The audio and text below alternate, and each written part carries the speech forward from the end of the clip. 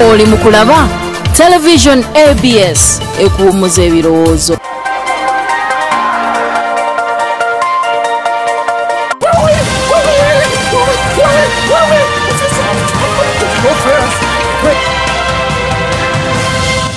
Gakusangirizaawo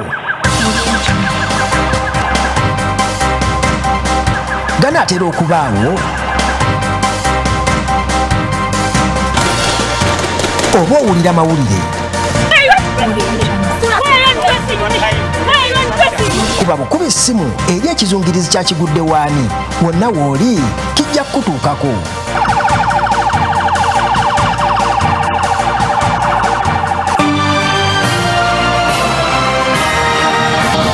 ABS TV jako akawuuwo nate tukyagenda mu maaso okumulasi kutuuka tukyakutembeetera ensonga buteete bw'ezitambudde bitundu by'eggwanga eby'enjawulo nkujjukiza ku ssaawa zigenda kubeera nnyo nate musomba Pastor Yiga Abizayi agenda kuba nate ku Mpewo Live nga kutuusako ensonga nga ate bwezitambula nate mu kitundu muba mu bitundu oba ku nsonga ez'enjawulo. So nolwekyo ssaawa nnya ajja kuba nate ayingirawo abeere nga kuweereza ekigambo kya Mukama Katonda. Kale eyo nga tuvuddeyo tugendagendako wali mu disitulikiti y'e Nakaseke nate omugagga amanyiddwa nga Bob Bisaso. Omubaka akiikirira abantu bitundu by'e Nakaseke Lutamaguzi Semakula amulabudde alekerawo ogenda mu maaso n'okuba nga atagobaganya abatuuze ku ttaka. Bino ebijjidde ng'abatuuze bambi naddala bitundu byeyo batunula Sseddolongo omukadde ayogereza naddala abazeeyi olw'ensonga nti omugagga abafuukidde omugagga ku nsonga y'okubagobaganya ku ttaka. Akatwabe nate ngate bwe bitambula. Jako akawuuwo. Abatuuze ku byalo okuli Nakaseeta, Bendegere wamu n'ebirala mu muluka gw'e Nakaseeta mu disitulikiti y'e Nakaseke bali mu kusattira olw'emivuyo egyetobese ku ttaka kwe bawangalidde emyaka n'ebisiibo egyolekedde okubaleka nga tebalina bwe batudde. Kumbuda nti ye musika kozi nedda oli alimako nga mwana wange titasobola kulimako wabula tugambe nga ye musika konzi nedda ikibanja kyange era taze kulima ku kibanja kyammwe wabula alima ku kibanja kyange nasarabulako ekibanja kyange ekibanja kyange bakisalako nga ne mu ttaka lya Togo. Bano balumiriza omugagga Bob Bisaso okugula ebyalo ebiwererako ddala ate nga tawa basenze mukisa kuwulirizibwa oba okubawa kyansi okwegula. Wenda naye maama mbadde simanyi nti buno oludda lulwo naye mbadde nkusaba neegule oba seeguze tulabike nti gwe ongula oba nkuwe busuulu. Yaŋŋamba nga balina ekyeyamaani. Akasattiro kano kawaliriza omubaka Paulson Lutamaguzi Semakula okutuuza olukiiko obukubirire okulaba nga abatuuze basomesebwa ku ngeri gye bayinza okukwatamu ensonga zino baleme okugobaganyizibwa mu bukyamu ku ttaka lyabwe. Gawa galikogonaizinga abasenze balimu ebika kumpi nga bibiri. Eriyo omusenze kaawo kadda kasangwawo jjajja yasasulako busuulu risiti bazirina babadde baziikaawo akulidde awo tewali walala bakolaki babeera naye awo. Oyo omusenze kaawo kadda kasangwawo lawful occupant. Ssentebe w'ekyalo Bendegere Sewankambo Simeewo agamba nti abantu bano ababagobaganya ku ttaka bajjanga mu kiro ne bapima nga naye nga ssentebe talina kyakimanyiiko. Kubanga nange bakuba nange wenalinsula nga tebasobola kuntegeezaako kati ate mu ssaawa y'emu enkera waalwo tugenda okulaba omwami Bobo ayitawo n'emmotoka ye ne babuloka be amulambo tebayitawo bakkirira mu kisenge eri. Tugenda okuwulira nti ettaka lyemuliko baliguziza Bobo ekazi 58. Ono agamba nti yagezaako kwekubira enduulu mu ofiisi ezimuli waggulu kyokka natayambibwa. Mwagazi yebwongo banze ngezeza kugera ku levo y'eggombola naye kyalo 3 tanaakutuuka. Akati mbali awo olumu nga mpulira amawulire oliko ebyo simba sole zisaaliko nga baŋŋamba kyeyamaani ekiriwo Mami Lutamaguzi agamba nti abalwa abatuuze babiri bagenze mu ofiisi ye bagenze yamugamba nti batunze ettaka ebibanja byabwe abatuuze balambululiddwa engeri y'okubeera omusenzi omutuufu naddala ng'emitendera gy'okusasula obusuulu ogigoberera mu butuufu bwagyo. Eggombolola ne disitulikiti byonna n'ojjuza kuno bw'omala n'ojjuza n'ekibanja kyo kyayiika mmeka okolerako ki bani abakuliraanye ab'ekibanja olumala n'okwata eno foomu ng'ogenda ewalandrodi okusasula busuulu n'ogenda nayo n'akusanyingirako nti ono mumanyi. Ekisinza okweraliikiriza abatuuze kwe kubagamba nti beesenza bwesenza ku ttaka lino kwe bali ebbanga lyonna ery'obulamu bwabwe era nti abakulembeze baabwe bandibanga babaliddemu olukwe. Ekiriwo batugambye yatutunze ate oli twali tuteesezza naye nga tumugambye twegule ate ono tetunakuteesa naye kumanya kiki kyagenda tugamba bwe buzibu obwaffe obuliwo.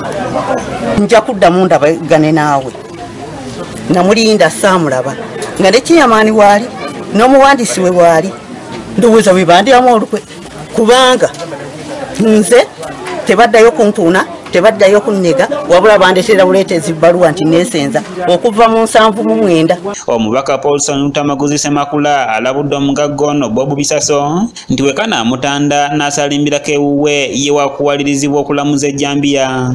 Ni mubaka wa palamenti naye kikwata ku ttaka mwokayo tulina ojjokya tulina okukukolako mu mbeera yonna kubanga kaakati abantu tewakyaliwo kisobola kubakuuma wabula okulaba bo nga bakuuma ebintu bye. Kinakuwaziza nnyo okulaba nti abakadde abo bonna bobalaba babasalako ebibanja byabwe tebakyalina abamu wakulimira ne babonaabona mu nsi yaabwe. Ono awadde abatuuze amagezi okusitukiramu naddala abavubuka bave mu kuzannya zzaala wabula bateeka amaanyi mu kukuuma ebibanja by'obujjajja bwabwe. Agavubuka gaffaragano agabeera maaniweri na ggoolo meka ase no bagiteebye mmeka ngeno omupunta ojja otya ekiro n'opunta bajja kiro era bagene bateeka n'obuyinja ekiro koteekawo kenkuulawo n'okomawo n'ofufuna kapanga mwe temugimanyi feno yaffe ya kinabulemeezi kapanga yerinda n'eramula bino bemagaasi mayikuuma obuntu bulamu tumanyi totwalira amateeka mu ngalo amateeka togatwalira mu ngalo nga gazze n'amateeka nga batugamba ettaka tulinako obuyinza ku ttaka eri olwekyo gavumenti tukubula omulanga ereme kutusuulirira etuyambe kubanga ffe kati ng'abantu beekape kyetufunamu kyekyo ABS TV jako akawuwo olaba embwa egobo w'ekiwempe ow'eddiba tosala olidde ebigambo by'omubaka Lutamaguzi abantu banyiivu ku nsonga z'ettaka ddayo ekyokuteera amateeka mu ngalo ndowooza kale bwe bityo tugendagendako ku nsonga z'ababoodabooda bawalabuddwa okuba nate okulya kamanye ng'akoza nowebbwa naddala mu disitulikiti y'e Kasese. Bano nno ekivudde ku nsonga gye bakolamu emirimu gyabwe nga beerabidde okubanga oba oliawo helmets oba bino ebikofiira eby'oku mutwe saako n'engatte ezibikka ebigere ziteekeddwa okuba nga tezambalwa. Poliisi egambye nti egenda kubakolako ngoma ng'amateeka bwe galagira okulaba nate nga bafuna ebyambalo ebyo. Jako akawuuwo atwala poliisi y'ebidduka mu bendobendo ly'obugwanjuba bwa Rwenzori Mathias Okwiri ayisiza amateeka amakakali eri abagoba bodaboda mu munisipali y'e Kasese era n'abalalika nti omuntu yenna anaawalaza empaka yeetegekera akaduukulu. Lole ali kujja gwe tofaayo nawe oyagala kunyigirirawo. Mu nsinkano gy'abaddemu n'abagoba bodaboda ku Unique Valley Nursery Primary School mu tawuni y'e Kasese Okwiri abategeezezza nga bwe kiri ekyobuwaze okuvuga pikipiki nga bambadde helmet wamu n'engatte ezibika ebigere. A helmet and the shoes must be compulsory. We want them to be having them. It is a must. Not to say that this one we are going to have it later. No, that one it is a must. They are supposed to start from the insurance, the same we are giving them. They should start processing them, and the permit they should start now looking the way forward to make sure that they have them. Ono alangiridde nga bwagenda okukwata abazadde wamu n'abagoba bodaboda abakkiriza okusaabaza abayizi abasoba mu basatu ku pikipiki emu ekintu eky'obulabe. If the kids they are carried two behind, that's very okay, but they should also see that they ride these kids very slowly, not in a terrible speed. Because a kid, you have removed him when he's still asleep and is he need to sleep fast. When you are riding, you know that this kid can even sleep, and then it causes accident. The kid can fall out from the motorbike, and the parent. This one I echo to the parents. Once I get the many kids has been carried on the border. Okuyagamba nti si kirungi wadde n'akamu okutuuza abaana ku ttanka mu maaso g'omugoba wa bodaboda olw'empewo ennyingi ebeera mu budde obw'okumakya abayizi abagendera ku masomero. Children, Max, you are risking the life of your children, because once this boy or this girl is put on the tank of the motorcycle, you know that this boy is attracting all the disease. That's why you hear your kids start crying, my lung, my chest, my all the head, because of all they have been affected by pneumonia, because all the dust, all the air, bad air this girl or this kid is observing. James Mbusa agamba nti amateeka ku nguudo gagenze kubatuuka mu bulago ate nga n'abasaabaza ensimbi zibeekubya mpi ne basaba waakiri bakkirizibwa okusaabaza abasaabaza ababiri. James Kasiri averare bya traffic bekende car itwabana sitote sente tukaka abantu babere ari batwenge chelene nebo mutweka mu abasabazi bakana kandi sente. Ahmed Ali Amini ngono ssentebe w'abagoba bodaboda agamba nti ng'abakulembeze bagenda mu maaso n'okulaba nga bangula bannaabwe ku birungi ebiri mu kugondera amateeka wamu n'obulabe obuli mu kuvuga endiima. Abebembezi, we shall not give up. We shall keep cautioning. We shall keep counseling our telling them the dangers of overspeeding. For instance, when you overspeeding, you ram into a vehicle, speeding vehicle also, the impact.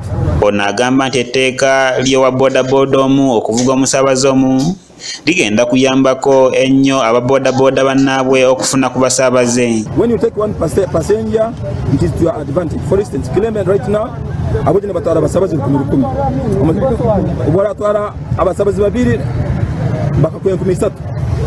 Taking loss. You rather take one, hankumi 25 ninga hankumi 2.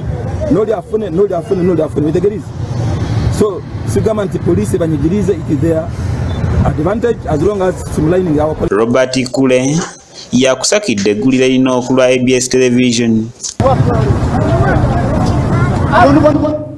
Kulika yate Robert Kule n'emboozi eyo naddala nga bitambudde ku baganda baffe aba boda ku nsonga y'okukozesa nete element wamu n'engato. Tugenda kumulamu n'emboozi eyo nate tugenda kumuwona emboozi okuva mu disitulikiti y'e Masaka abakulembeze ab'enjawulo naddala abakuba parliament naddala ku bannansi ki kye bagamba omu n'abakulembeze.